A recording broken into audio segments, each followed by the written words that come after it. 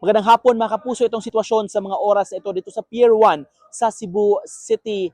Inaantabayanan na ngayon itong pagsisiuwian na pabalik dito sa Cebu ng mga uwi sa kanilang mga bayan at mga probinsya para doon gunitain ang undas. Pero isa sa major considerations ngayon ng mga biyahero, itong papalapit na si Bagyong Tino na posibleng makakaapekto dito sa Visayas. Nakausap natin ang ilang mga pasahero kanina na nagsabing inagahan na lang nila ang kanilang pagbabalik Cebu o yung iba nga, yung pag-aalis, pag-depart pa nila ng Cebu Pier para hindi maabutan kung sakasakali ng bagyo at ng cancellation ng mga biyahe.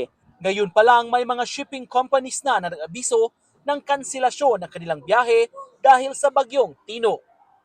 Nanatiling makulimlim sa ngayon ang panahon dito sa Cebu at nakamonitor na ang lahat ng mga disaster at response agencies dahil ang Cebu City ay nasa ilalim na ng blue alert paghanda para sa bagyong Tino.